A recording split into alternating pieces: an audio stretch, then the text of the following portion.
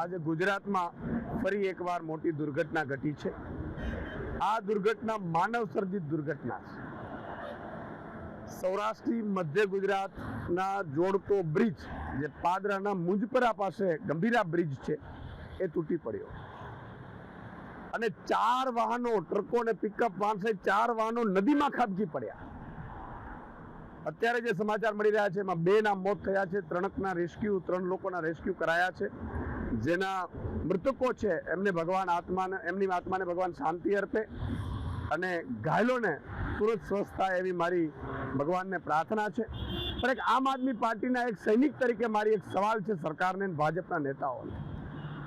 Tax જનતા ભરે, tax જનતા એટલા માટે ભરે કે તમને એને વ્યવસ્થા આપો સુદૃઢ, અને વ્યવસ્થા આપવાને બહાને તમને નાણાં આપે અને એ નાણાં ભ્રષ્ટાચાર કરીને તમે ખાઈ જાઓ અને પાછા મરે પણ જનતા।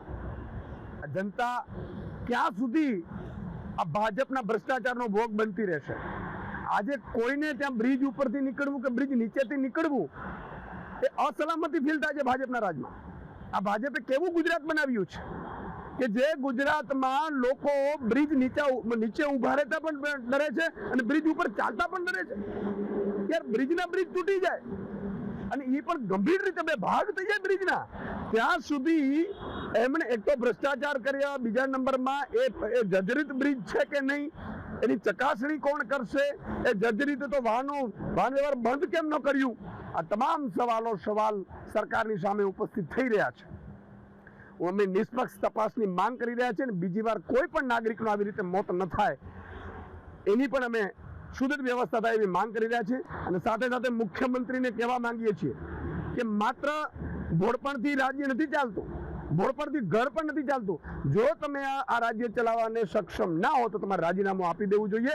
લોકો મરી રહ્યા છે તમારા રાજમાં અને તમારા ભ્રષ્ટાચારના કારણે અને તમારા આ ખાડાકારના કારણે લોકો મરી રહ્યા છે। તમને 161 આવી એટલે એમ છે કે વિપક્ષ છે જ નહીં કાંઈ, વિપક્ષ વગરનું ગુજરાત થઈ ગયું એટલે તમને મજા પડી ગઈ એવું લાગે છે। આમ આદમી પાર્ટીનો એક સૈનિક આગામી સમયમાં આ મુદ્દા પણ રસ્તા ઉપર ઉઠાવશે।